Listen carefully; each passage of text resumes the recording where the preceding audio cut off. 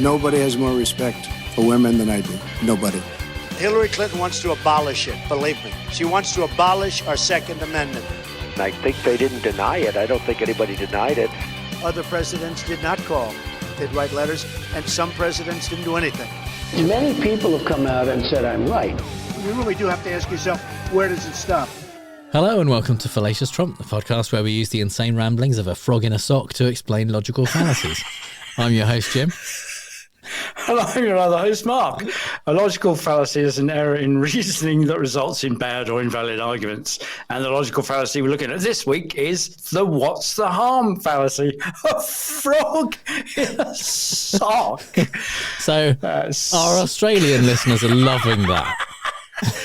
Right. Because it is a very specifically Australian phrase. My youngest and I have been watching the Australian version of The Traitors. Oh, okay, yeah. Because, I like The Traitors. It's great for logical fallacies and terrible reasoning. And this is a phrase which has come up a few times, both in this series and the first series of the Australian Traitors.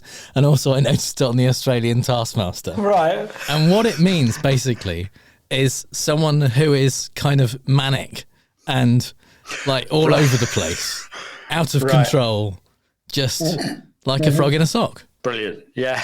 Yeah.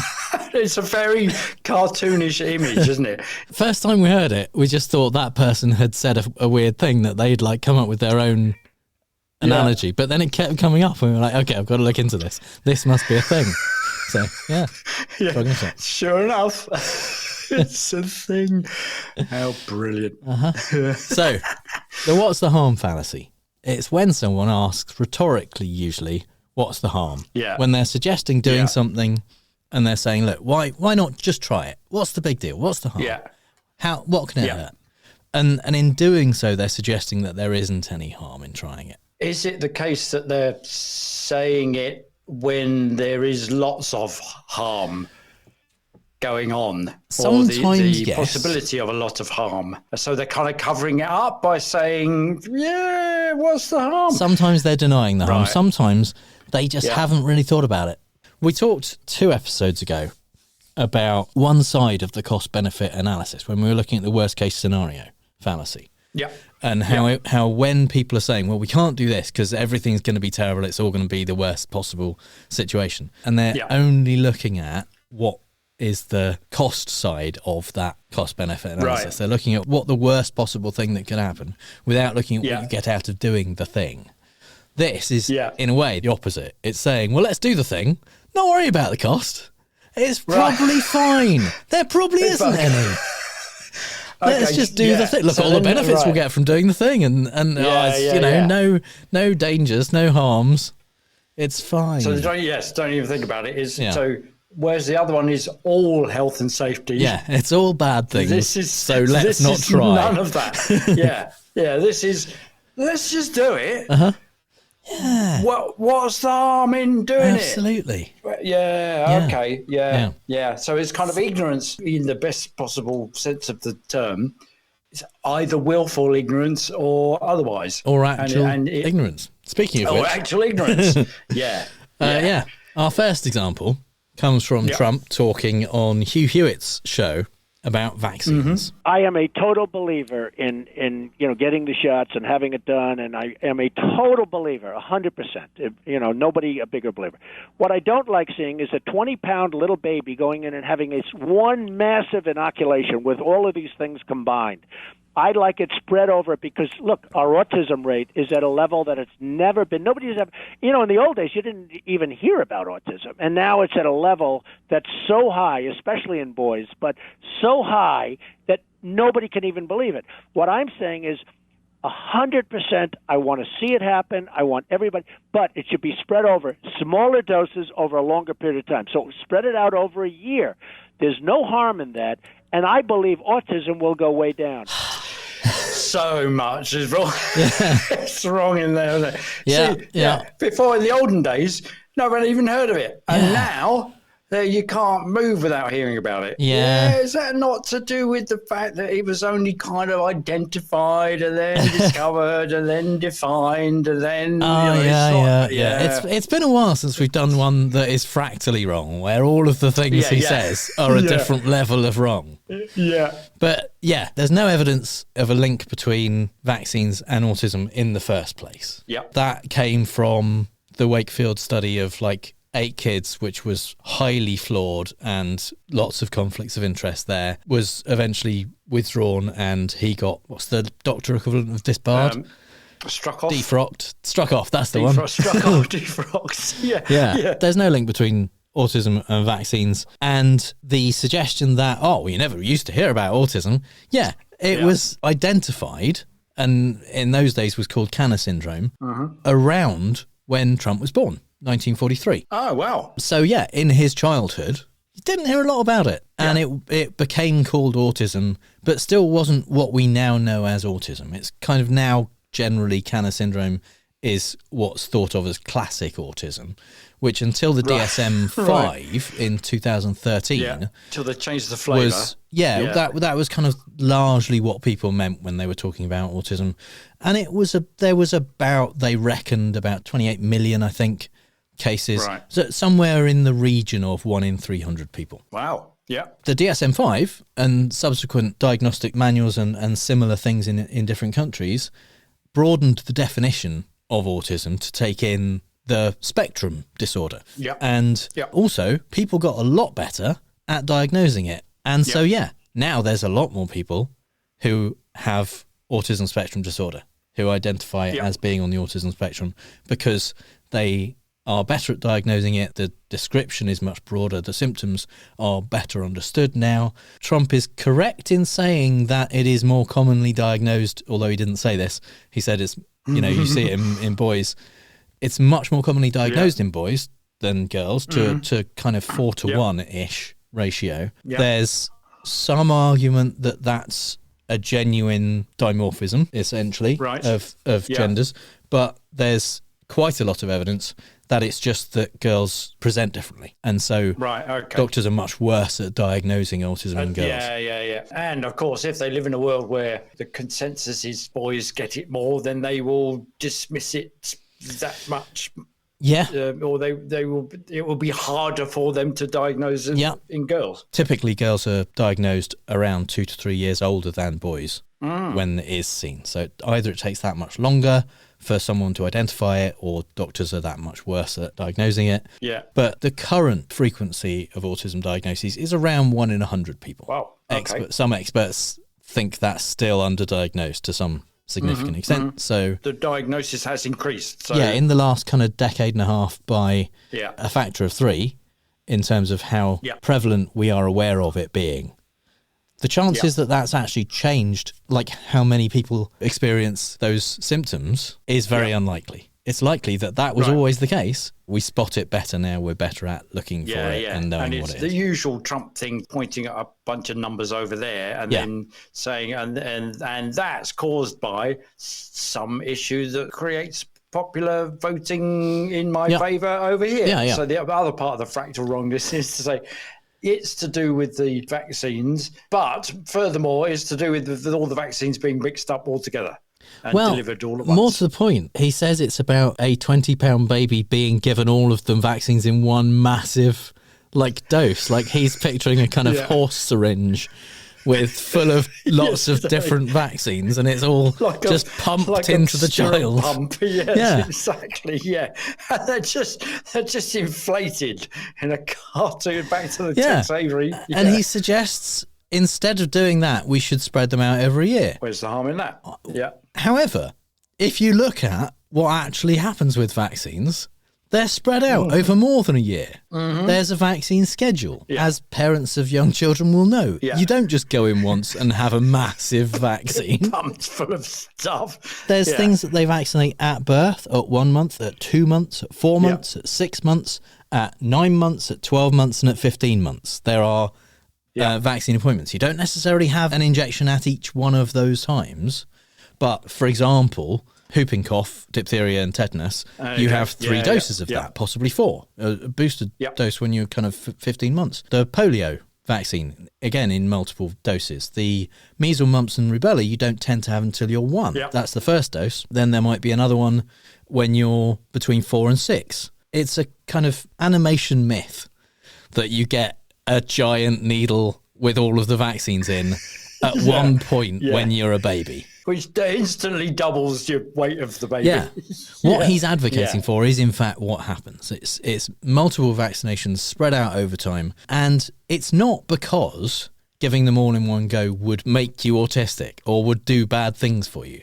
The reason is because they are given at times when your baby is most likely to be exposed to particular diseases and when those vaccinations will be most effective at preventing those things. But it's important to have those vaccines on that schedule. They've worked this out carefully to be the best way of protecting people. Yeah. They aren't giving you lots of vaccines all in one go for fun or because they don't want you to keep coming back or anything like that. They're doing it in multiple doses. And they're not applying what's the harm fallacy. They're not going, let's just bang them all in the baby now. I mean, what could possibly go wrong? Yeah. Let's just whack them in now. And that will sort them out for life. You know, forget when they go to kindergarten, forget when they first start school. Let's just bang them all in now, and they might wear off, they might not. Yeah. What's the harm in trying? No, the it's harm all been thought out over a long period of time. As we'll explore in this episode, there do tend to be harms to the ones we're talking about, and the harm in this case is that when you talk about stuff like this and advocate this kind of thinking, aberrant behaviour. Yeah, there are many parents who listen to that and think, oh yeah, okay, I can spread out my child's vaccinations further than the vaccination schedule suggests, and that'll be better for them, and you know it won't hurt. There's no harm. Yeah. But that means that they are vulnerable to getting those diseases because they have their first dose and they don't have their second dose when it's needed to boost that immunity. So they are then vulnerable to getting that disease. Is less effective, yes. Yeah. Yeah. And then some of those diseases are fatal. So that's pretty fucking harmful. Yeah. And also, if you don't kind of join in with the schedule, then there must be a point where, or there might be a point where your child is infected and carrying the thing beyond the point at which people are, or prior to the point at which they're vaccinated, because you're not belonging to the schedule. So you could be infecting all sorts of other people before they're protected by the next dose in the schedule. Yeah, because kids mix at kindergarten and so on with kids who aren't all exactly the same age as them.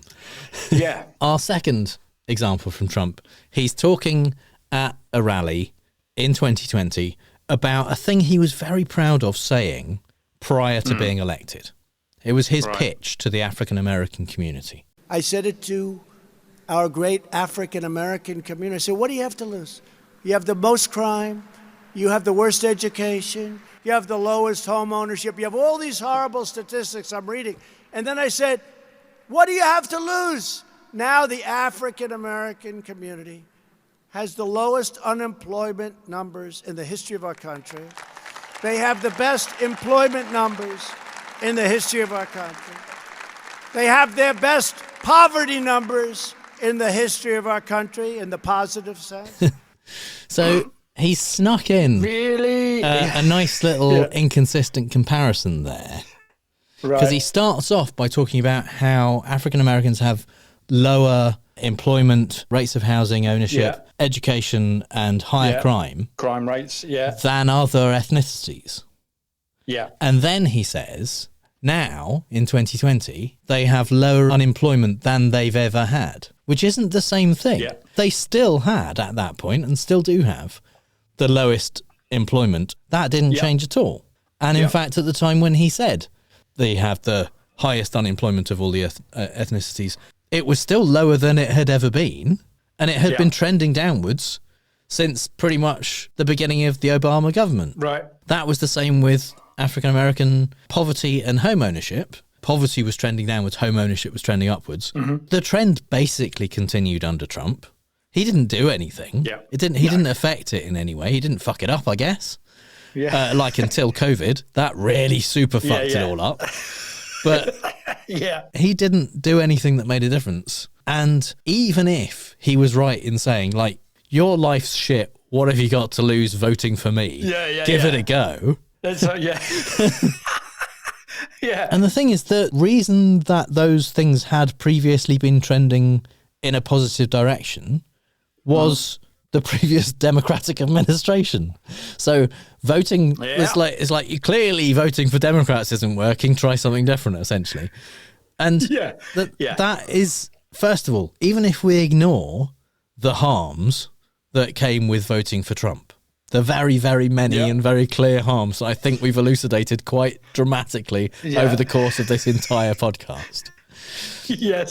Even if we ignore all of those, If you put those to one that's side still for a only moment. one side of that cost-benefit analysis. The point, surely, is what benefit do you also get from doing that thing? Yeah. He shouldn't be so proud that his best argument to the African-American community is, how bad could it be? Yeah. It's pretty bad for you now. That's right. Why not just vote for me? Might get better. Could be worse. Can't be worse, can it? Yeah. Look how Can't be shit it worse is than now. Yeah. Can't be worse. Yeah. And now is the time, I think, for Mark's British politics corner. Actually, there's somehow that may put me in mind of the Brexit argument. It's that kind of, how much worse could it possibly be? Just vote for me. It'll be fine. So that, and also, given that we're currently learning, courtesy of the current COVID inquiry, yet more about how completely incompetent, ill-prepared, underskilled, and utterly incapable of deciding, leading, and caring about anyone other than themselves this government truly was, we're going to take a quick trip back to Barnard Castle in the spring of 2020. And here's Nigel Farage telling us at the time how we could have just forgotten all about it if only Dominic's explanation had been a little less see-through. And yes, we did go out for a drive. We did walk through a wood. We did sit by a river. We didn't come into contact or breach social distancing rules. It was a minor breach and we're sorry. Do you know what? If he'd said that, I reckon most of us would have said, well, do you know what? We might have just pushed the rules a little bit here and there. And hey, where's the harm? In a situation like this, had we had a little bit of honesty from Dominic Cummings, I think public opinion would have said, yeah, all right, fair enough, let's just move on. I don't think he would. No, because there's so many layers of fractal wrongness in there that it's kind of, apart from the annoying thing we said, do you know what? I think people would have said, do you know what? So there's that. And then he gets really angry that public opinion would have moved on. Well, except which public is that? And kind of, what's the harm in bending the rules? If he'd have said, okay, I bent the rules, we would have all said, yeah, we all did that. Where's the harm? The thing was, he bent the rules. He made up some ridiculous fucking excuse for doing what he did, which the police then didn't investigate, or they saw no reason to investigate, and Boris saw no reason to fire him as a result.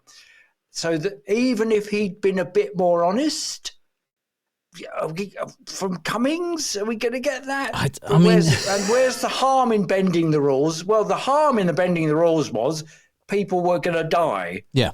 So if you're pitching one guy's breach of the rules and then to say, yeah, I broke the rules, but we've all broken the rules, so where's the harm in that?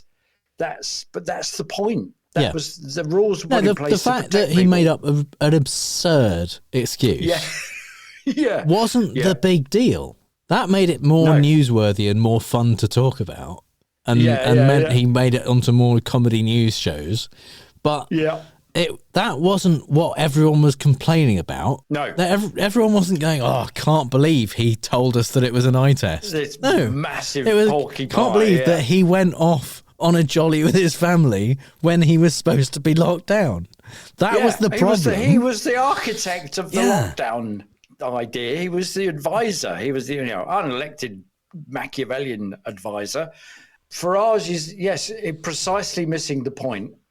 Well, deliberately, and I think he's employing the the fallacy of the what's the harm, where's the harm, there's no harm in it, is it makes you dismiss what's gone on. Yeah. And he's compared his indiscretion with other people's indiscretions. So to say we've all done it, we all bent the rules. Well, no, we didn't, because some people didn't go and visit dead and dying relatives because of the rules. And there's Dominic Cummings, and to get him to say, "Oh, I just bent the rules, but I didn't meet anybody, but we stayed socially distanced from other visitors to this tourist spot in Durham." It's a victimless crime. Speaking of the kind of victimless crimes thing, I couldn't quite find a good example of it. But yeah, in the court case that Trump has currently underway in New York, right, each of the family have repeatedly said that the banks got all the money back. No one was complaining. Essentially, it's not quite the same as what's the harm, but they were saying, the banks. But it's almost. The banks gave us the loans, they got paid back. Nothing bad has happened, essentially. So why are you prosecuting us for just breaking the law in a way that nobody has complained about up to now? We've all overvalued our properties by billions of dollars in order to get a loan. We've all done that. Let's just move on. What does it Let's matter? get past this. What does it matter? Yeah, well, the rules are there because they apply to everybody. Whether that's the deal, isn't it? That's the thing. So the second example, when I was looking at this up, I misremembered a comedic website publishing a story as being the truth, and it was Suella Braverman, and I was kind of thinking, hang on, I've heard Suella Braverman say, where's the harm? Turns out it was a complete spoof news story, but it was based on the story in 2020, early 2023, where following a complaint on the 24th of February, police acted against a suspected hate crime in the White Hart pub in Grays in Essex, big vote leave community. Former landlady Bernice Riley talks about the police removing dozens of golly dolls. And we've got good people in here, right? And they are upset that the gollies were taken, right? And I am upset that my gollies were taken. They were doing no harm, right? If people don't like it, they didn't have to come through my door, right? They were doing no harm on a shelf, right? I didn't have them in the windows, right? I had them on my shelf. So you'd have to come through my pub to see them, right? And many, many people liked them, loved them, in fact. Honestly, I can't understand why. She's straight out of Central Casting, right? It's that kind of voice. On display in her pub were dozens of golly dolls, and she can't see that. Where's the harm? They weren't doing anyone any harm. You didn't have to come in if you didn't like it. Loads of my regulars are racists. It's fine. They don't mind them at all. They love them. They love them. They bloody love them. Yeah. So the political bit is that you probably won't be surprised to hear that Suella Braverman, because she was the Home Secretary at the time, wasted no time in seizing opportunities to stir the culture war's woke pot and hold the police to task. A Home Office source told Sky News that Suella Braverman regards this raid as a waste of police resources.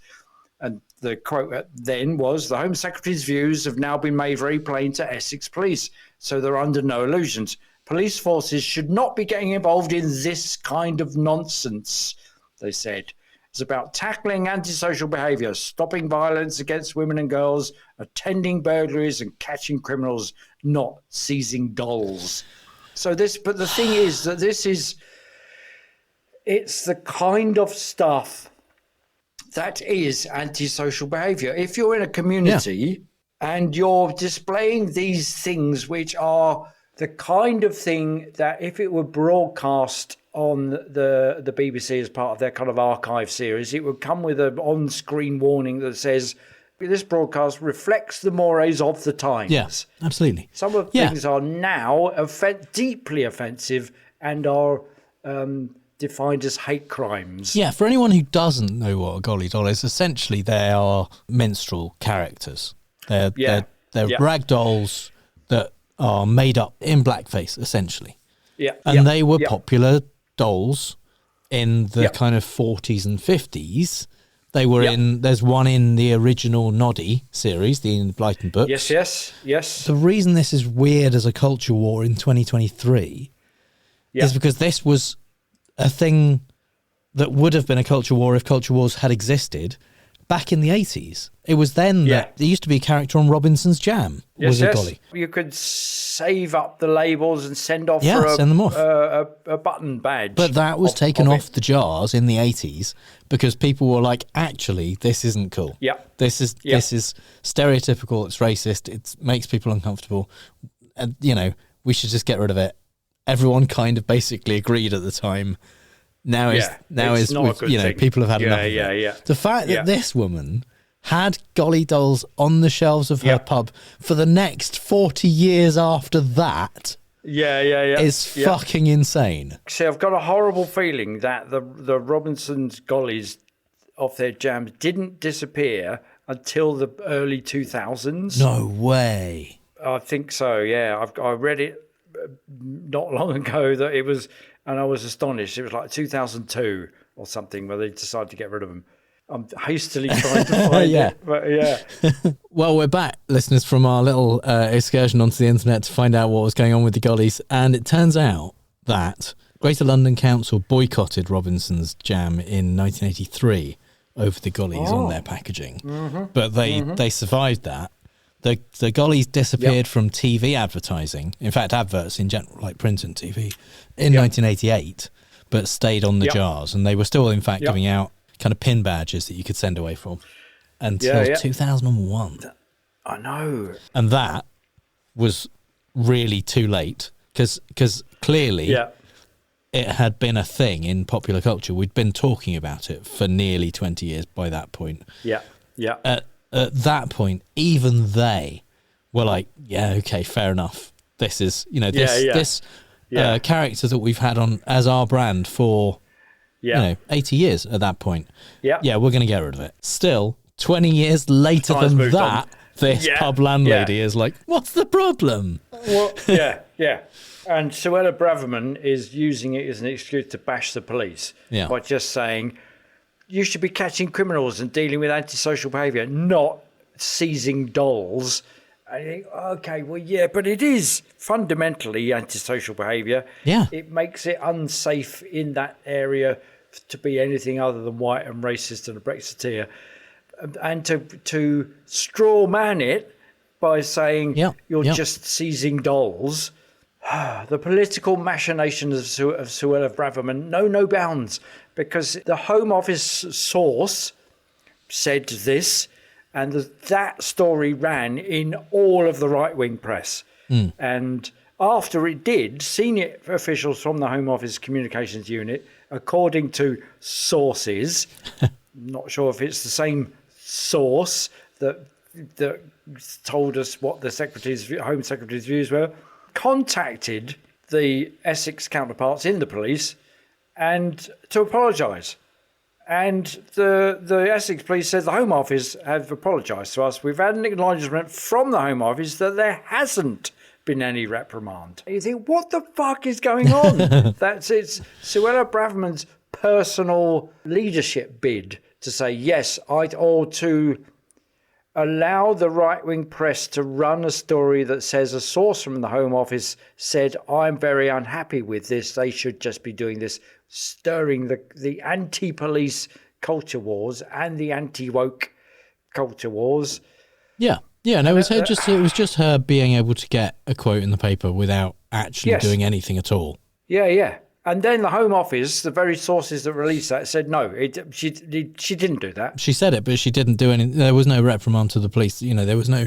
Although it's her job to essentially tell the police what to do, she wasn't in saying they did it wrong, telling them they'd done it wrong. She was just having the benefit of saying that in public. And then you'll see, telling us to get all they done. Erase the pain, throw them back in, longing for election in spring. A tick of pen in the ballot sheet box, quick release under the locks. just another voter longing to be free. A trick of pen is alright on me. Now there's no harm done. Harm isn't done until the harm is done to me. There's no harm done. Harm isn't done until you see the wild fallacy. That cheerful band Hatebreed there with A Stroke of Red with the brilliant chorus, there's no harm done unless the harm is done to me. In the Fallacy in the Wild, we like to talk about the fallacy of the week from a non-political perspective, and our first example this week comes from the brilliant podcast Be Reasonable from our good friend Marsh, who every episode interviews a nutter, or as he puts it, someone with beliefs outside of the mainstream. Nice, yeah. Which I think is an anagram for a nutter, isn't it? Yeah. And he asks them genuine questions and hears why they believe what they believe, and engages them in conversation. What he does is he pays out enough rope to allow them to hoist themselves it's by their own. Very non-confrontational. It's an excellent podcast. And this particular episode, he was talking to a lady who does tarot readings, and she also does astrological tarot readings, which somehow incorporate two bunches of bullshit stars and and so he was talking to her about horoscopes, and she was saying, well, horoscopes are really just a bit of fun, they don't mean anything, whereas tarot exactly. And I think everyone understands that, and that's fine. And he made this point. I think people will start at a low level acceptance of horoscopes because of its being so suffused throughout the culture, and then we'll use that to when they want to get something that they think is actually really accurate, we'll start to move towards the more full readings, and then move away from the general readings as a result. But they may never have ever gone to those full readings had they not been constantly exposed to horoscopes that people don't take seriously. So newspaper horoscopes as gateway drug. Absolutely. I mean, I can see an argument for that. It's not something I'm overly concerned about, but I think if I were, I can see why, coming from your perspective, that feels like more of a thing. But for me, I think that there probably aren't that many people doing that. Yeah.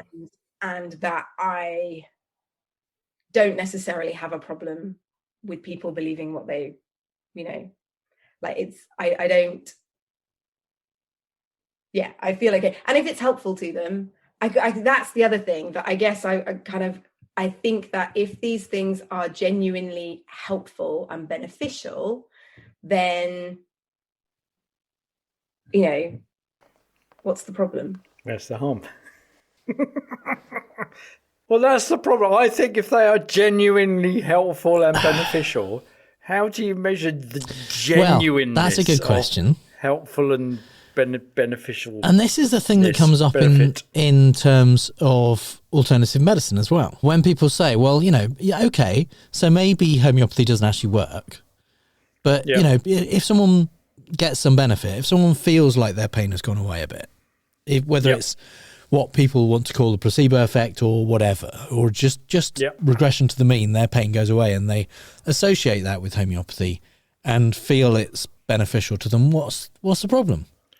Why is it an issue? Yeah. And part of the reason it's an issue for something like homeopathy is that they then believe a thing which isn't true about an alternative medicine. Yeah. And then are more likely to believe other alternative medicines are also beneficial to them in some way. And also believe that mainstream medicine isn't. Absolutely. And so maybe over the course of everyone who believes this, there are going to be some people who get something serious and use stuff which definitely won't help them to do it instead of proper medicine, and they will be harmed by it.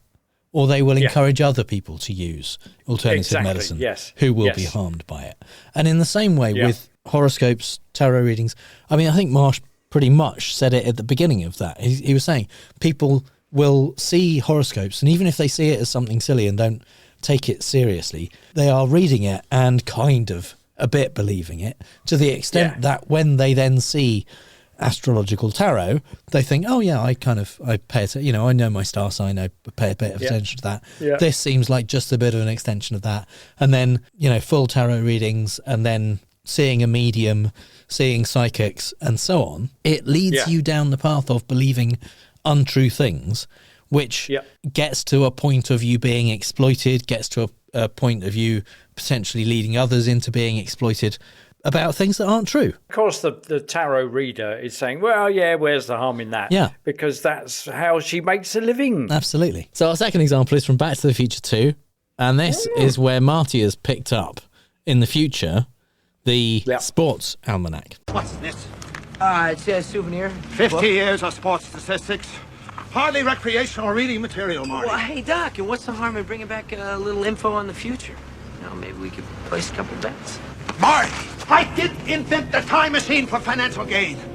The intent here is to gain a clear perception of humanity. Where we've been, where we're going, the pitfalls and the possibilities, the perils and the promise. Perhaps even an answer to that universal question. Why? Hey, Doc, I'm all for that. What's wrong with making a few bucks on the side? And we all know what, absolutely. Where that led to, obviously, was Biff getting hold of it. And that's Marty's dad getting killed. Yeah, all his bad mum things. Getting a boob job. Yeah, arguably, those things happened because Doc wouldn't let Marty take the almanac back to the past.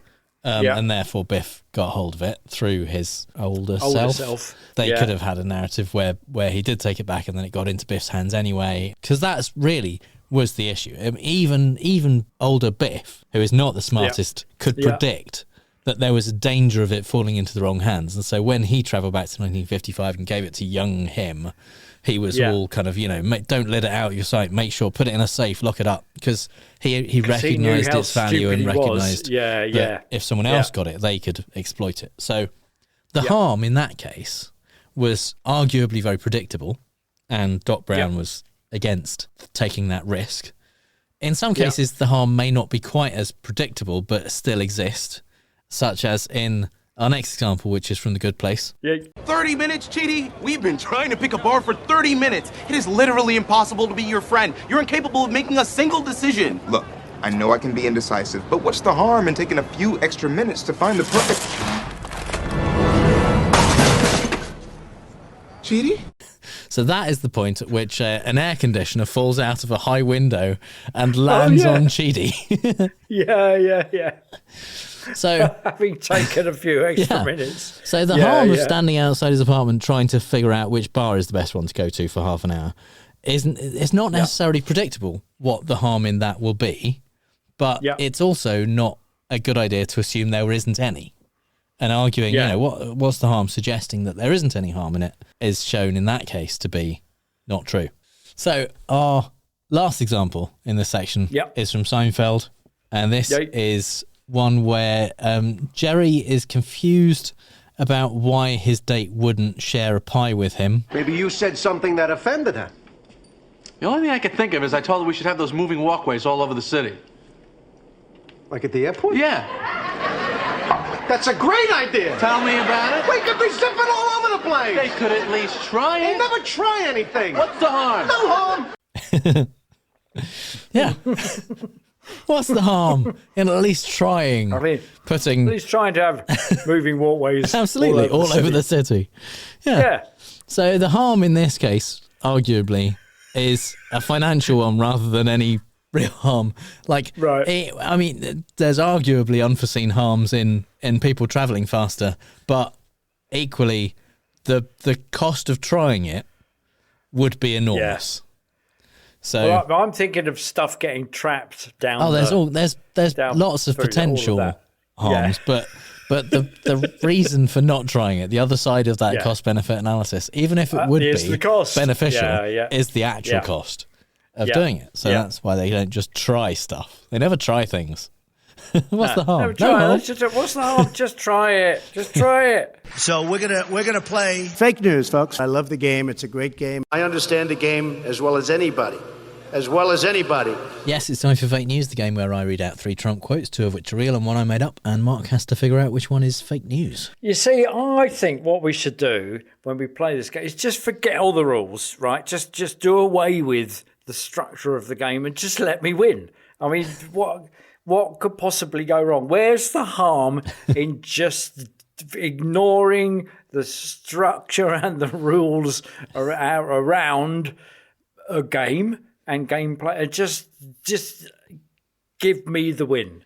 Yeah. I mean, the harm arguably would be that our lovely listeners would not get to experience your agony in trying to decide, which I know they enjoy. Yeah. No, I mean, I think that it would be harmful, Yeah. but, but then I wouldn't have to suffer the agony. You could just go, whatever it is you say, you just won. Yeah, we're going to give it. Let's assume that you've won. Let's see how that goes. Let's see. Let's just try. The trouble is we don't try things. We worry too much about the consequence. Let's just leap before we look. Uh-huh. Yeah. So our theme this week is times when Trump went into some detail sometimes about weather and climate and stuff. Oh, and okay. Expressed his deep understanding of why these things are issues. Right. Statement number 1. In my opinion, you have a thing called weather, and you go up and you go down. If you look into the 1920s, they were talking about global freezing, okay? In other words, the globe was going to freeze. And then they go global warming. Then they couldn't use that because the temperatures were actually quite cool, and many different things, so that now they just talk about climate change. The climate has always been changing. And many different things. In my opinion, you have a thing called weather. That's has anyone ever noticed that US spells us? In my opinion, you have a thing called weather. What? Okay. All right. Statement number 2. Yep. This wind is it's stronger than anyone's seen in a very long time. I was talking to someone, the head of a major country, and he said they don't have winds like this because the problem is it's the tropics. It's so wet there, and the water makes the storms worse and stronger and faster, and then they come here, and that's where we have a problem. Okay. Yeah. If only you knew to call it El Nino. Yeah. So the problem is the tropics. Problem is the tropics. And statement number 3. Wet over there. Yeah. Okay. With regard to the forest, when trees fall down, after a short period of time, about 18 months, they've become very dry. They become really like a matchstick, and they get up, there's no more water pouring through, and they become very, very, they just explode. They can explode. Also, leaves. Leaves. When you have years of leaves, dried leaves on the ground, it just sets it up. It's really a fuel for a fire. It's just thought that. Also leaves. This is how much knowledge I have. Leaves. It's the whole root and branch thing. What the hell? Okay. Oh my God. So I've got, just to clarify, I've got to choose one that isn't Trump batshit, but is made up. Okay, right. God. 1920s. Global freezing.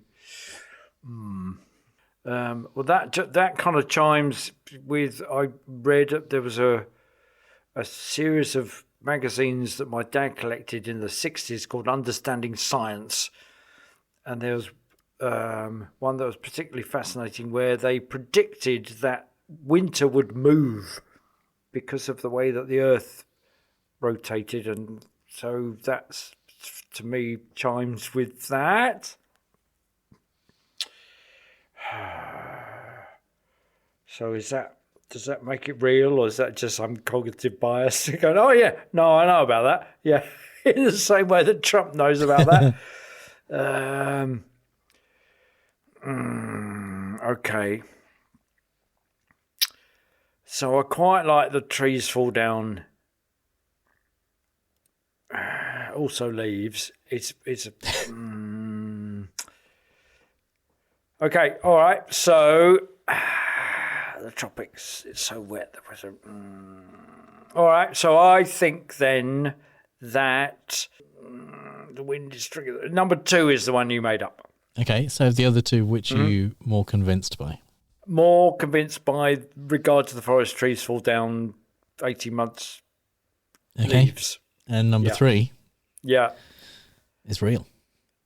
With regard to the forest, when trees fall down after a short period of time, about 18 months, they become very dry. They become really like a matchstick. And they get up, there's no more water pouring through.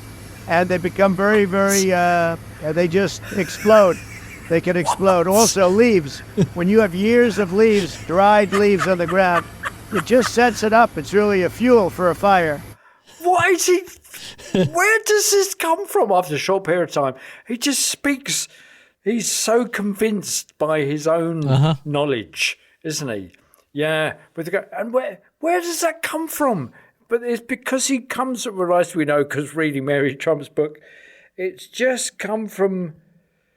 Has he been bullshitting for so long, knowingly bullshitting for so long, that now that he has internalized the hype, so that the bullshit is just his brain just presents his stuff, and he doesn't question it. I think you're being very unfair. Yeah, whatever. In assuming he doesn't have a deep understanding of the mechanism of a forest fire. Yeah. He's studied this at length. Absolutely. He's studied it at length. Yeah. He's talked to experts about it and learned. Yeah. Well, he doesn't need to because he's the world's leading expert. Yeah. Also leaves. Also leaves. That whole notion of osmosis, which he's distilled, down to, there's no more water pouring through. Yeah. And they become very, they just explode. Yeah, exploding trees all over the place. Like a matchstick. I think it's in his cartoon head. He's gone, oh yeah, it's like a matchstick. So one end is that big sulphurous red blob, which would just explode if you walk past it with a particularly abrasive jacket. Also, it would just leaves. Leaves. It's just he takes himself by surprise. So you also think number 1 is real? Yeah, you can go up, you can go down, just like the weather. Yeah, yeah. And number 1, is real. In my opinion, you have a thing called weather, and you go up and you go down. If you look into the 1920s, they were talking about global freezing. Okay, in other words, the globe was going to freeze. Really? And then they go global warming. Then they couldn't use that because the temperatures were actually quite cool. And many different things. So now they just talk about climate change. The climate's always been changing. And many different things. And they couldn't use that because temperatures are cooling and many different things. Yeah. How can you he was the man in charge of the free world, and all he could think of was, and some other stuff, many different things. So what's the basis of this this theory about climate change, Donald? Is it based on a lot of scientific research? No, it said they came up with stuff and lots of other things, many different things. What? Is it true about the 1920s? No, not really. Talking about global freezing? No, the temperatures, global temperatures fell from about 1940 to 1980. Oh. So it wasn't until the 70s that scientists started talking about global cooling, not freezing. But yeah, the kind of speculative papers of is there going to be a new ice age type of thing came out of the 70s. Oh. A NASA scientist called Stephen Schneider wrote a paper in 1971, and so some stuff came out of there. But even within the 70s, Schneider was saying all we know is things are changing. We see effects from CO2. We don't know. In 1977, he said, we just don't know at this stage whether we're in for warming or cooling or when. Yeah. And a 1975 report from the US National Academy of Sciences said we need more research on what's going on. Basically, that was the level of consensus that there was among the scientific community even up to the 70s, was stuff's changing. We don't fully understand it. We need more information in order to start. But also there understanding was the Anthropocene. The effects of the human race on the global climate were being explored then with the greenhouse gases and CFCs. Yeah, they were all in agreement that we were changing stuff. What they weren't yet agreeing on is how those changes would manifest. Right. This was pre even the ozone layer hole in the 80s and things like that. They were just they weren't clear about what the effects of increased CO2 or other greenhouse gases were yet. Yeah. By the 80s and 90s, that was already changing, and people were saying, okay, what we're seeing actually is the starts of rise in sea temperatures and melting of ice caps potentially down the road and that kind of stuff. And it hasn't changed since then. There hasn't been disagreement within the scientific community since the kind of 80s and 90s about what's happening. Mm-hmm. Even if he was right that in the 20s they said it was cooling, if they had, that they would have been right. Because the temperatures did drop. It was. The temperatures did drop from the 40s to the 80s. But that it wasn't freezing. The fact that scientific opinion changes as a result of research and absolutely things that are happening in the world is how science works. Yes. And you can't dismiss it by saying, oh, yeah, because, before humans were around, there was an ice age and at some time in the distant future, the sun will explode and we'll all burn to a crisp. Yeah. So, it's climate change nonsense. He's confused weather and climate before. I think you got me. He's confused. That's it. Yeah, I'm on board there. Yeah. Weather he has, doesn't he? Yeah, weather isn't climate. In my opinion, you have a thing called weather. Yeah. And you go up and down. Yes. Yeah. Yeah, you can go up and down. What the fuck? Yes, there is a thing called weather. It's not your opinion. There is a thing called it's facts. But I'm entitled to my opinion. Well, your opinion in this case, opinion was correct. And that number 2 was fake news. Yay! Yo! As far as I know, he hadn't attempted to explain tropical storms like that. It won't be long now. The people on Facebook and Patreon have done a pretty good job, as you did this week, of identifying it, although professing on what basis? that it's hard. Right. But guessing for number 2 in many cases. So on Patreon, we've got Kaz Tui saying, holy crap, he has the potential to have spouted all of these deranged opinions, but 3 is madness. So I truly have no idea. Going for 2, pure guess. Oh, okay. 3 is madness, you're right. Yes.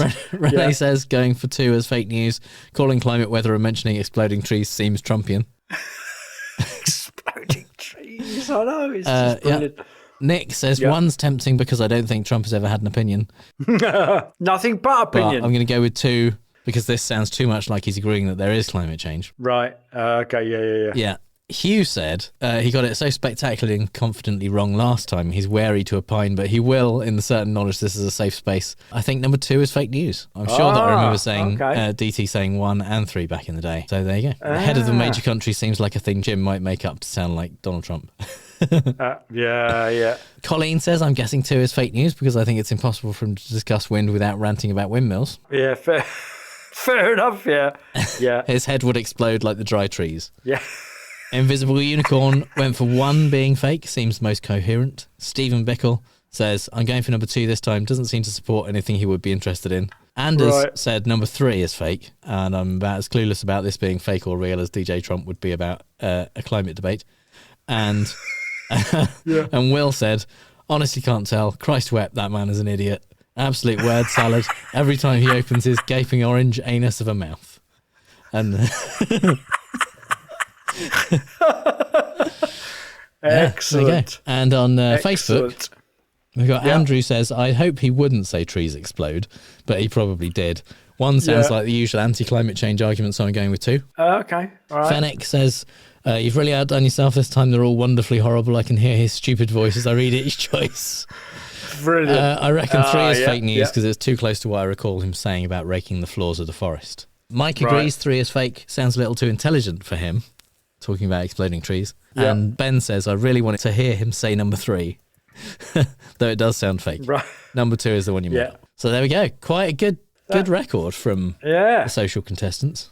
mainly my reasoning. I just want to hear him say it. So I just kind of like choose those. That means that you have won again. I mean, am I ahead of the curve now? Oh, yeah, definitely. You're above 50%. Oh, I think, right. I think it's 8 in a row. I could be wrong. Is it? But is it? It's just. Oh, I mean, no. it's, well, you're I'm going to defying the subscribe odds to is what you're the doing. gambler's fallacy. Yeah, I'm going to go. Well, yeah, we're just on a roll. Yeah. Let's just keep going. Yeah. Yeah. So, yeah. Good God. There you go. Look at that.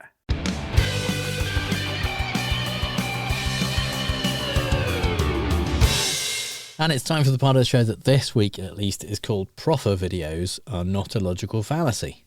Because... It's an odd collection of things, yeah. isn't it? This Basically, when the various Trump co-defendants pled guilty, they all had to do a proffer session with the DA to talk about what kind of information they could give to the prosecutors to kind of make it worth their while accepting a plea, basically, rather than taking them to to trial. Yeah. And those proffer sessions were recorded. Right. And that material formed part of the discovery in the cases of their co-defendants. Yeah. And so that material was, those videos were given to the lawyers of all of the various co-defendants in the, this is the Georgia case, the Fonnie Willis election interference, etc. case with how many co-defendants, like 20 or something? It's a ridiculous number of co-defendants. Yeah. But those videos were then released to either the Washington Post or ABC. They both reported about it on the same day. Yeah. And at the time, it wasn't clear how they'd got hold of them, but they got them, they released them, and it later turned out that it was the lawyer of Misty Hampton, one of the co-defendants, who admitted in court to having given those videos to one media organisation. They didn't say who. Wow. So they gave those out. The prosecutors since put a request into the judge to prevent any further release of discovery material. Right. And the judge said, yes, there is a kind of public interest in this. Yep. And some of this information is information that is definitely of interest to the public and is stuff that the press has a right to report on. But some discovery material won't necessarily make it to trial. Some it will be excluded in evidence, and so there is an argument that some material could end up being reported on and in the public domain, and potential jurors could see it when actually it's material that would get excluded in the course of the trial and in course of deciding on what evidence is relevant and what evidence is in fact just allowed to be part of the decision-making process of the jury. So because of that, the judge, Scott McAfee, has said, no more releasing any discovery at all, anyone. So this is what we get. This is, we've got these are out already.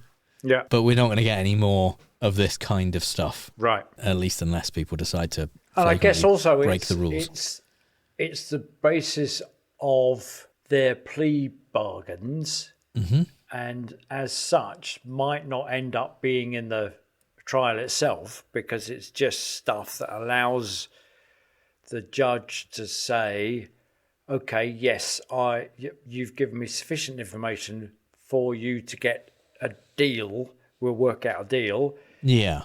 But there might be some of them where they just went, well, no, you've not given me any information that isn't just garbled nonsense. No, I mean they not useful at all. They've all been given their pleas. They had their, like for example, Sidney Powell had her charges knocked down to misdemeanors and no jail time and things like that. So they've all had some benefit from giving this information to the prosecutors. And the information is able to be used, certainly in terms of asking them when they testify, because they've all agreed to testify against their co-defendants as part of their deals. Yep. So this session, this proffer session, will have been something so that they can then ask those questions when they're on the stand and expect to get those answers. And if they get different answers, then they potentially could be accused of perjury etc. Yep. So the fact that these proffer sessions are videoed means that the prosecutors know what these people are likely to say when they ask them questions in court. It's kind of like a deposition in advance where they are not going to be hostile and not trying to hide anything because they want to get the best deal. So they're giving up the information that they have. Right. So what we had was videos of Jenna Ellis, Sidney Powell, Scott Hall, and Ken Chesebro. And the ones that I think were reported on the most were Jenna Ellis and Sidney Powell because they were the first to come out. Right. And the main thing that I saw, at least, of Jenna Ellis's one is of a conversation that she had with Dan Scavino, Trump's deputy chief of staff. This is in December, I think, when he was saying what was going to happen, basically, that they were going to stay in power. Right. And she said, well, that's not how it works, don't you? When he said, we're just not. So this is a conversation she's having with Scavino about what Trump is going to do. So it's kind of like the plan that's...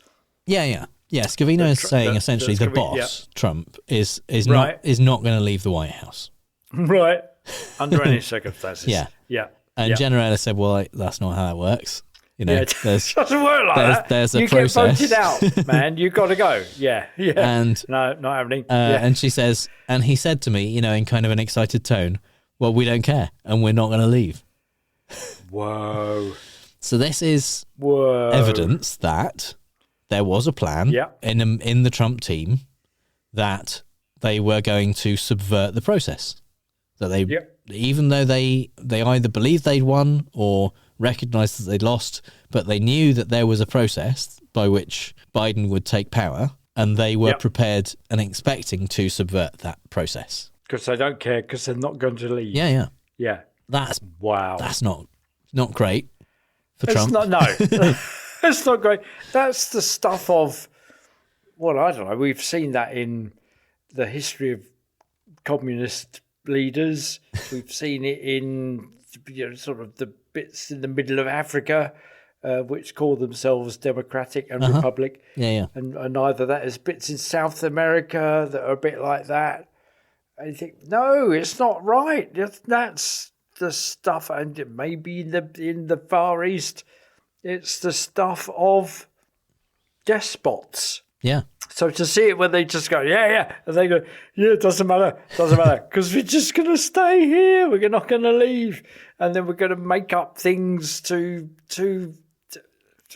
But it's kind of odd that whilst they decided they're just not going to leave, he's going to stay there forever. They're still trying to work out ways within the system to subvert the system in a kind of recognizable, systematic way. Why would they even bother? Why wouldn't they just say, what we're going to do is just put up a big fence and we'll have lots of guns. Yeah. And then we'll go, you won't take me alive, copper. I think at that point the Secret Service might have been on Biden's side. And, and arguably the National Guard. And Gerard Butler from the Olympus Has Fallen films. He'd also be doing something. So, but they did have various tactics. Right. One of which was the fake elector scheme, which John Eastman wrote the memo on. In fact, Ken Chesebro was instrumental in kind of setting that up. But John Eastman, I think, wrote the main memo. He's just recently been begging for money because he is complaining that his legal bills are depleting his wife's retirement fund. Oh, fucking asshole. Well, I hope his wife has got it. Sorry about it. Hey, wait, hello. And she tried desperately to close down their joint accounts. Well, you can always plead guilty. Then you have a lot less legal bills. Exactly. It hasn't touched his funds, his retirement funds. No, he's dipping directly into his wife's. That's right, she's going to have nothing to live on if we go on like this. I'll be fine. I'm fine. I'll live on a golf course. But, Chesebro is one of the keys to linking that scheme to Trump, because one of Trump's defenses is that, this was all done behind the scenes. I didn't know anything about the fake electors, etc. That was all John Eastman and Ken Chesebro. But Chesebro in his proffer video talks about briefing Trump on the whole scheme essentially. The whole okay. Yeah. This is what we could do. Yeah. Yeah. So that kind of links Trump to that scheme in a very real way. And in a similar way, although he doesn't link Trump to it, Scott Hall talks about the Coffee County thing where they were trying to infiltrate the voting machines. He claimed, according to the Washington Post, Hall claimed that his role in the alleged breach of election equipment in Coffee County was simply that of a political tourist, and he spent $10,000 of his own money to fly there on January 7th, 2021, purely for shits and giggles. Yeah, but then complained that he wasn't reimbursed. Yeah. I was like, a political tourist? There's no such thing. So, I'll just go, whatever. I'll just go and have a look for a laugh. Yeah. 10,000. Wow, what? The real scam is from the airline. I said, why is it so expensive to fly to Georgia from Washington? Yeah, I don't know. Is there a premium for voting week?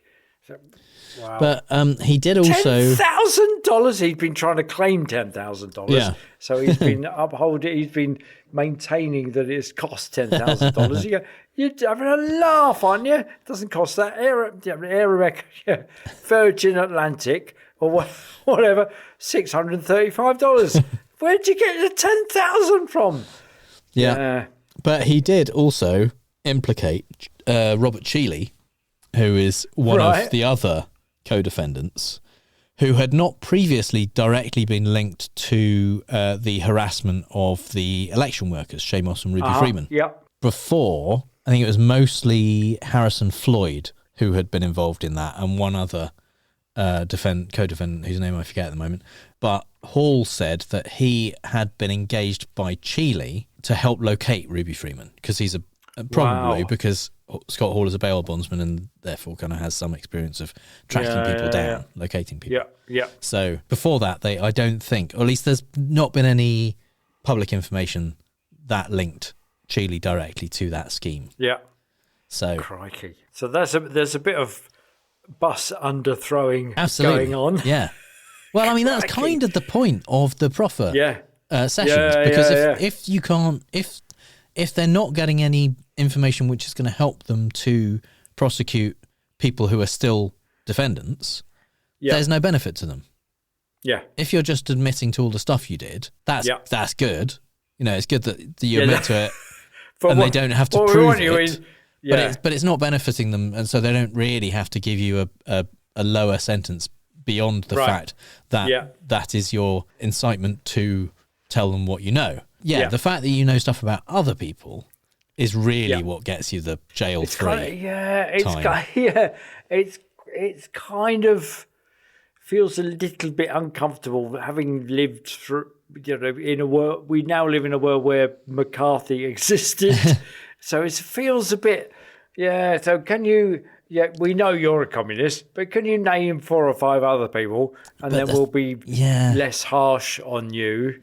But the thing is, just feels a little bit. The thing is, these are criminals, and they are. They are. This isn't. They aren't being sought out. Because they are gay or have political leanings in this. These are people who are being prosecuted because they committed crimes. Because they've broken the law. So the fact that they are then saving the taxpayer money by avoiding trials, accepting convictions on certain counts, which in some cases at least, not necessarily in all cases, will result in their disbarment and inability to continue to practice law, doesn't necessarily follow. Many of them will probably. That means if they broke the law in the pursuance of their career as a lawyer, then you ought to kind of go, you would hope that would be a given. But no, it's not. It's not automatic. Apparently, they then have to have hearings about whether to remove their law license. Really? Yeah, really? Yeah. Wow. But the fact that they are giving up other criminals, I think, does separate it out. And they're not trying to avoid being drummed out of public society by doxing or outing other communists or gay people. So just to name other criminals. Yeah. Not such a bad thing. Yeah. tale as old as time. I'm reassured that I shouldn't feel quite so creepy about it. Yeah. I mean, it's fine. the whole I'm reason. glad it's happening. It's the reason there is a plea deal system. It's the reason not everyone Right. goes to trial, basically. Yeah. It's because you can use people who were involved in less serious crimes to talk about people that were involved in more serious prosecute crimes. Yeah. more serious criminals. Yeah, absolutely. Yeah. I'm all for it. I've changed my mind completely. Yeah. So basically, from these, we've got more information about what happened. We've got Sidney Powell talking about how much Trump absolutely knew. Well, she said his instinct was that he had won, but that a lot of people around him were telling him that he had lost, that he was being told repeatedly by people that, worked for him and supposedly trusted that he had lost. And when she was asked why he kept following people like her and Giuliani, she said essentially that it was because they were the only people that was telling him what he wanted to hear. Right. And that it is. I'm sort of troubled by Powell because she looks like a sensible older woman that's kind of an experienced she looks politician. a bit like my old granny. Oh, okay. Yeah. Okay. Yeah, but she was an out-and-out racist. Oh, she was. Yeah. Awful racist. Yeah. Yeah. She reflected the mores of her time. Didn't know you knew her. But I kind of, you look at Powell and you think, because I've watched too much West Wing, that's what it is. So kind of older women politicians, you'd kind of think, they would have experienced all of this stuff and they would kind of look at it with a slightly cynical eye, with a bit of a tongue-in-cheek, and they go, we know what you're doing. All right, I've been through this. But she seems to be completely pro-Trump. Oh, she's utterly batshit. Big not a big, tinfoil hat kind of wearer. Yeah. And I don't know what it is that I found it particularly shocking that she was doing. Perhaps it's because she reminded me of your grandmother. So it was I'm surprised that such a venerable person would be saying such outrageous things. No, I mean, she even within the session where she is admitting to all the crimes, she is still saying that she believes that there was machine fraud, that stuff was dodgy about the voting machines, and that stuff like that, and even then not admitting to her role in the Coffee County infiltration into the machine. She wasn't prepared to talk about that bit, which I found a bit surprising. That they then, that bit of her prosecution, they were still like, fine, we'll let you just plead guilty to that. They just let her not talk about that. Yeah. I don't know, to be fair. I know she pled guilty to 6 misdemeanors, but I don't know what those misdemeanors specifically were based on what she was originally charged. But my understanding is that you can't plead guilty to something. You can't enter a guilty plea without genuinely saying to the prosecutors, yes, I did this, I accept responsibility for it. Right. If you say, yes, all right, I'll plead guilty, but I didn't do it, Governor. That's not allowed. The court won't accept it. No, you are accepting your guilt, and so I'm guessing that one of the things she pled guilty to wasn't that, because otherwise I don't think I don't see how they'd be able to accept a guilty plea if in the proffer session she's saying that she wasn't involved. The problem with the Powell thing is that at some point, the defendants, the defense counsel will surely seize on the fact that she says he was convinced. His gut instinct was that he won. Yeah. So rather than being able to light upon the fact that he knew that he had lost, and that, Cheeseborough's account of, so we're going to do all of these things to make sure that it appears that he's won. Powell's opinion that Trump thought that he had won, somehow they'll seize upon that and say, well, so he was ignorant of this. It was, he thought he had won. So he's not deliberately perverting the course of justice by making people do these things to prove otherwise. Yeah, but the thing is, there's a few issues with that. First of all, is that they have an enormous amount of evidence that shows that he was told multiple times that he didn't win.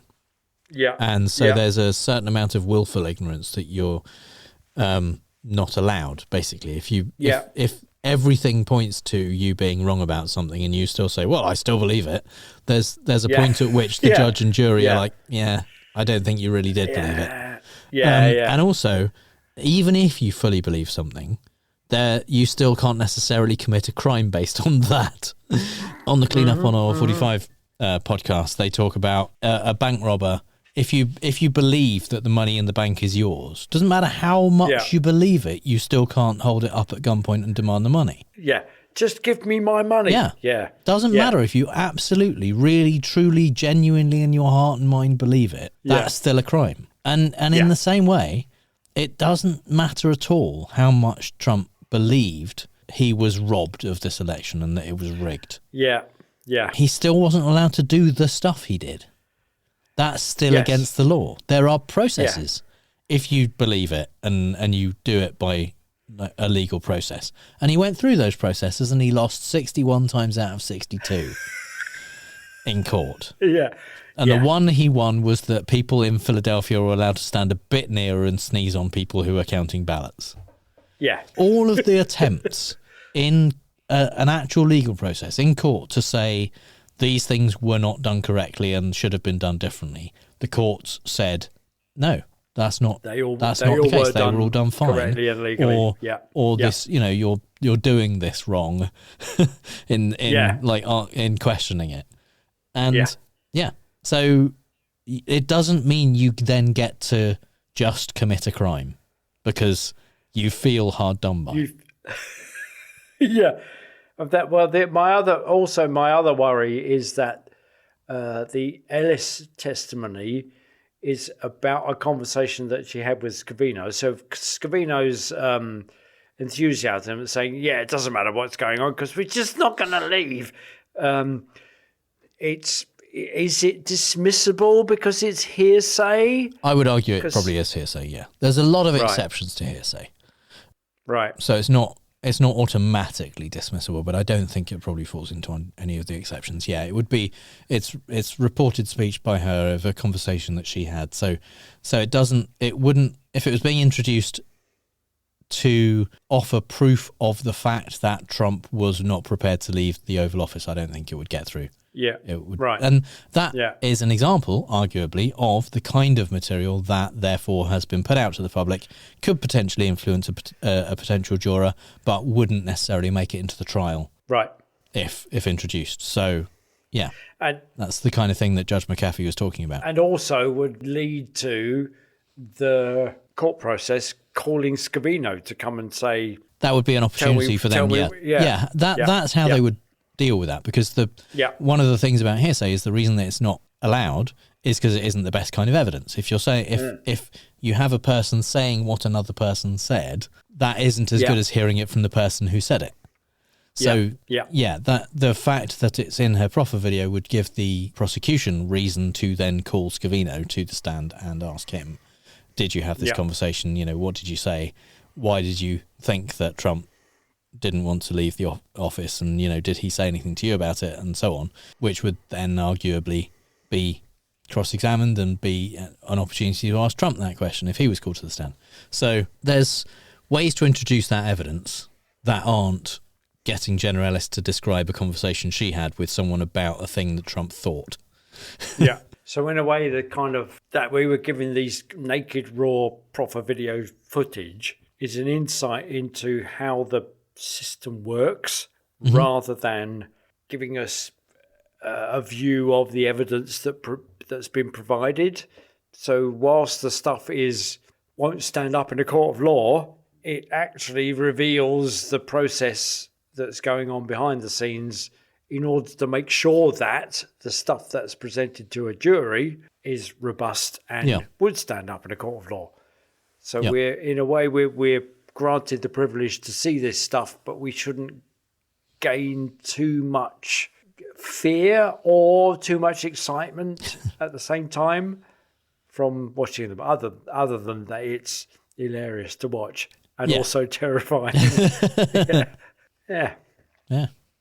And finally, some things we really don't have time to talk about. A Colorado judge ruled last week that Trump can stay on the state's Republican primary ballot, and unusually the decision is being appealed by both the winning and losing sides.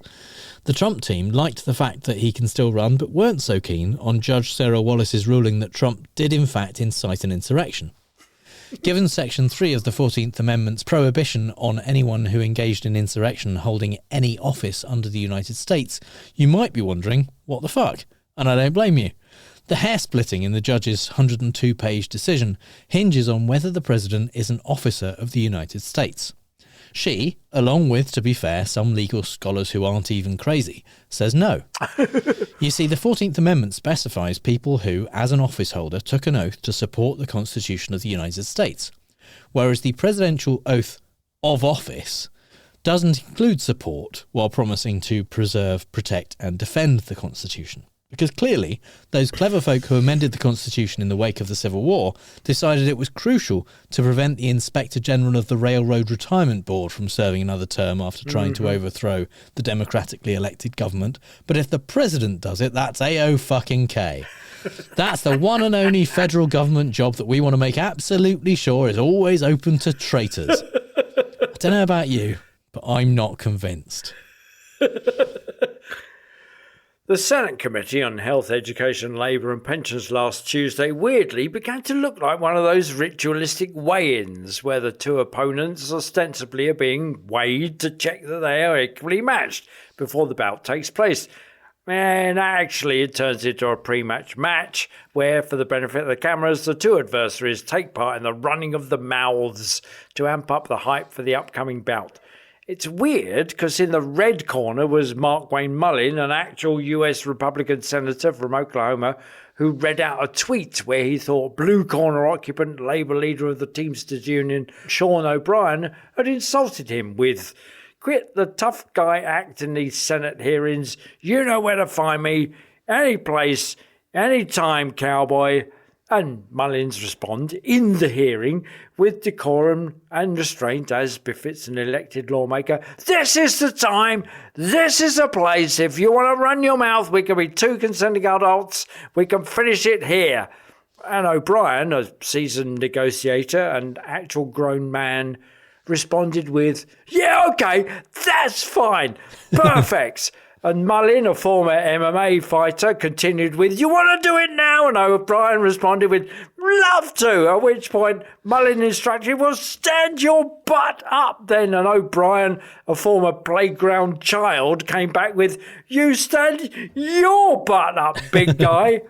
And it took the adult in the room / on playground duty, Bernie Sanders, who is so reasonable and calm that he's labelled an extremist these days, to point out to Mullin, sit down, you're a United States Senator."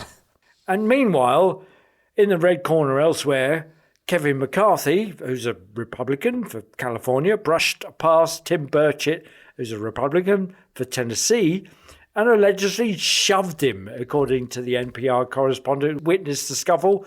"Why'd you elbow me in the back, Kevin? Hey, Kevin, you got any guts?" And Burchett yelled and then ran after McCarthy, adding, "What kind of chicken move is that? You're pathetic, man. You're so pathetic."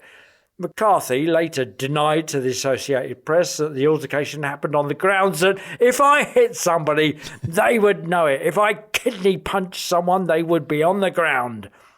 And around the same time that was happening, Representative James Comer, Republican for Kentucky, was using his time in a House Oversight Committee hearing to angrily tell Representative Jared Moskovich, who's a Democrat for Florida, "You look like a Smurf."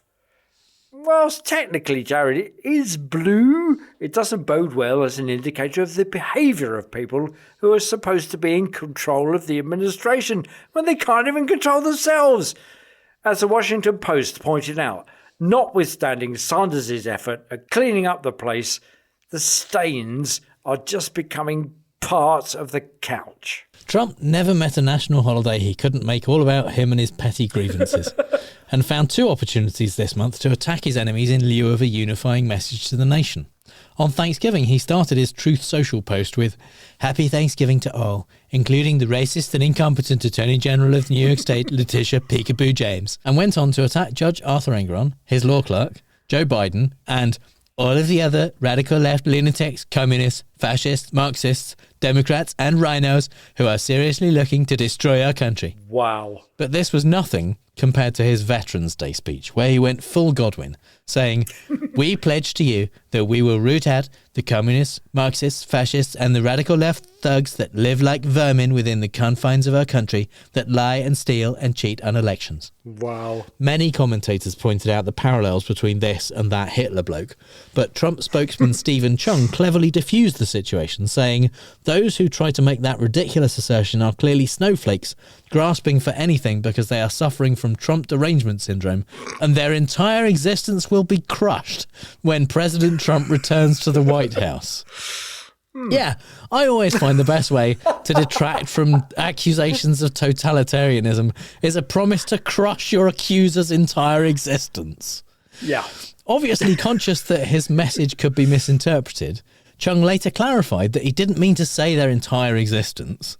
What he meant, and I wish I was making this up for comedy purposes, was their sad, miserable existence instead. Brilliant. Yeah, that'll convince people. Yes. Nice. If there's one person you'd invite to the Homeland Security Committee to talk about cop stuff at the January 6th riotous insurrection, it'd be the director of the FBI, right? Sure enough, FBI Director Christopher Wray duly gave his testimony along the lines of, "If you're asking whether the violence at the Capitol on January 6th was part of some operation orchestrated by FBI sources and or agents, the answer is emphatically no." Which was not good enough for Republican batshit conspiracy theorist and Louisiana Representative Clay Higgins, who asked, as if it was leading to a gotcha, "Do you know what a ghost vehicle is?" The director of the FBI certainly should. You know what a ghost bus is? So when the director of the FBI says incredulously, "A ghost bus? I'm not sure I'd heard that term before," you kind of take that as gospel. However, Higgins knew better. Okay, it's pretty common in law enforcement. It's a vehicle that's used for secret purposes. It's painted over. He's been playing too much of that Simpsons hit-and-run driving game on the Xbox, where those jokey blacked-out Windows surveillance vans, which are known colloquially as definitely not law enforcement vehicles. He proceeded to think he was going to checkmate Ray by showing him a photo, which was straight out of the School of the Forces and Landscaping Evidence Division, of a fairly nondescript bus depot with, yeah, guess what, fairly nondescript buses. The 2 buses in the middle of which apparently were the first to arrive at Union Station on January 6, Higgins said. These buses are nefarious in nature and were filled with FBI informants dressed as Trump supporters deployed onto our Capitol on January 6.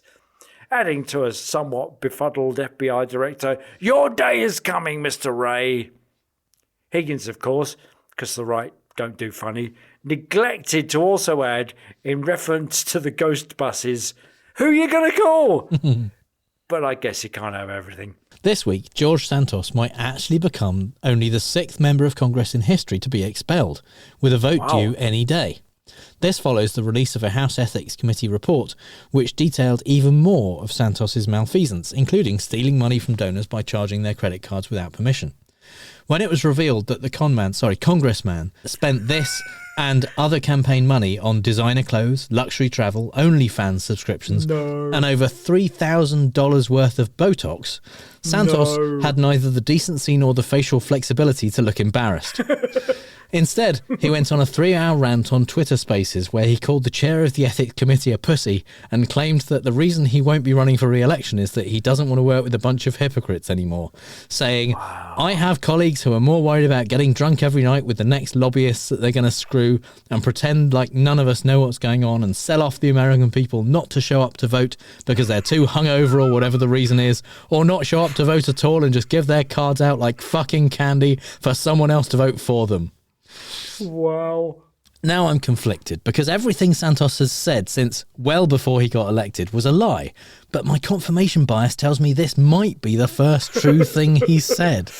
It does, after all, line up with reports from other reliable sources like Madison Cawthorn. So let's give him the benefit of the doubt this one time.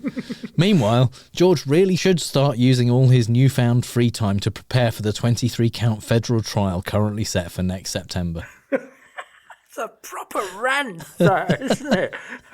And it's, it has all the hallmarks of kind of being one of those true things that you wouldn't either say unless you're angry, and then you go, oh yeah, no, don't quote me on that. Yeah. Oh no, what have I said? Yeah.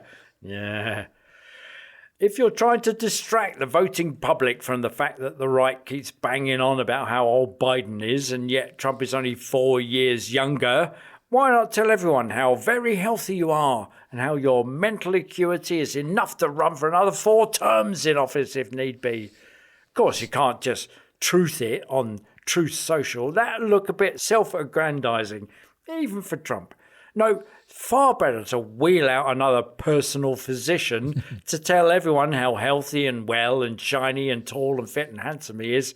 So out on bail, 91 times indicted Republican frontrunner for president Donald Trump, who's lied about pretty much everything he's done, said, agreed to, bought, sold or had valued, is telling us things this time we're supposed to believe. The latest letter is apparently written by Dr. Bruce Aronwald, personal physician since 2021. And says Trump's in excellent health and that his cognitive exams were exceptional. The letter, however, does not include information about the types of tests that Trump took or what the results were. It doesn't include even basic information that Trump's physicians have shared in the past: height, weight, cholesterol level, blood pressure. Yeah, do you think the cognitive exams might possibly include pictures of person, woman, man, camera, TV? Could be. Whilst this is a different doctor from the one who in 2015 stated his physical strength and stamina are extraordinary. If elected, Mr. Trump, I can state unequivocally, will be the healthiest individual ever elected to the presidency, because nobody believes someone else could have had the same way of speaking as Trump. Yeah, it turned out the letter was dictated. Is it any more believable by the doubters it's aimed at? The devout Trump acolytes will, of course, swallow it whole, and perhaps they're the one it's for, because constantly being reminded that he's old, fat, unhealthy and stupid just isn't enough for some voters. In one of those good news, bad news type things, Chicago's Community Commission for Public Safety and Accountability has approved a new policy banning Chicago cops from active participation in right-wing extremist groups and hate groups. That is good, sure, right. But why the fuck was that okay up to now? And why only active participation? How about no participation at all in racist, anti-Semitic, anti-LGBTQ type groups of any kind? I really don't feel like that's too much to ask of the people with guns and notoriously unreliable body cameras. On the plus side, this new policy is designed both to remove cops who are active in hate groups and also to prevent members of those groups becoming cops in the first place. On the negative side, there doesn't seem to be any system for removing cops who step away from participating in those hate groups following this policy, but still fully support and agree with those hate groups' hatred. So in conclusion, it fucking sucks that this policy is needed. It's good that it exists, and it won't solve the problem. At least they've noticed there's a problem, I guess. Woohoo! Yeah, baby. Yeah. So, We in the UK were glad to see the back of Suella Braverman, who was indeed sacked by Rishi last Monday week. Sufficiently good news for my neighbour in France to come by to tell me. For a few brief hours, all was great until one David Cameron reappeared as the new Foreign Secretary after everyone was shuffled around to fill the gap left by Braverman and Theresa Coffey and various other ministers whose job titles seemed to be completely at odds with their abilities. Cameron is an odd choice, not least because he's not even an MP. He's not been elected to any position for 7 years since his side lost the EU referendum, and he resigned in 2016. He's been wandering in the wilderness ever since, failing to make any inroads on the bestseller list with his autobiography or gain any support from the government for his dodgy lobbying on behalf of a capital investment firm during the pandemic. To be a Secretary of State, Rishi had to hastily make Cameron a member of the House of Lords by just conferring a peerage on him. He was made Lord Chipping of Norton or something in a single day, much to Nadine Dorris's eternal chagrin, who was denied a peerage in Boris Johnson's resignation on his lists and took 3 months to resign with immediate effect in a huff. His appointment has at least brought the country and the Tory party together in being utterly dismayed by it. The right-wing Brexiteers are incensed that Cameron, a Remainer, is saying there should be stronger ties with the EU. Remainers are incensed because he's the clown that caused Brexit in the first place, because he couldn't tell the right wing of the party at the time to shut up, but rather appease them with the promise of a referendum. Rishi is appeasing the right wing of the party by appointing a GB News presenter, Esther McVey, who will be minister without portfolio, but the czar in charge of tackling wokery, whatever that is. I think it's all the things to do with equality and fraternity and education around gender and allowing protests from pro-Palestinian groups as well as pro-Israeli groups. You know, all the things that normal people kind of say, yeah, fair enough. And the kind of things that Braverman wanted to shoot down, deport and send to Rwanda, even if it meant withdrawing from the European Human Rights Accord to do so. So, having got rid of Braverman because she don't like woke, he's now got an unelected person to be in charge of not liking woke, and another unelected bloke to be in charge of all the things that he destroyed with the referendum. Still, because Rishi's the second Prime Minister not actually to be elected by any of the voting public, I don't suppose he gives a fuck. Oh yeah, that's right, he doesn't. Duh. So that's all the bad arguments and faulty reasoning we have time for this week. You'll find the show notes at fallacioustrump.com, and if you hear Trump say something stupid and want to ask if it's a fallacy, our contact details are on the contact page. If you think we've used a fallacy ourselves, let us know, and if you've had a good time, please give us a review on Apple Podcasts or wherever you get your podcasts, or simply tell one other person in person about how much they'd like our podcast. And you can support the show at patreon.com/ftrump, just like our newest patron Scott, our Strawman level patrons Laura Tomsick, Renee Zed, Schmutz, Mark Reike, Amber Buchanan, who told us when we met her at QED we could just call her Amber. Though another listener recognised her at QED this year because we kept using her full name all the time. And our true Scotsman level patrons Melissa Sytek, Stephen Bickle, Janet Uetta, Kaz Tui, Andrew Houck, and our top patron Lauren. Thank you so much and welcome to our new patrons. Your support is very much appreciated. You can connect with those awesome people as well as us and other listeners in the Facebook group at facebook.com/groups/FallaciousTrump. All music is by The Outbursts and was used with permission. So until next time on Fallacious Trump, we'll leave the last word to the Donald. That's right. Go home to mommy. Bye. Bye.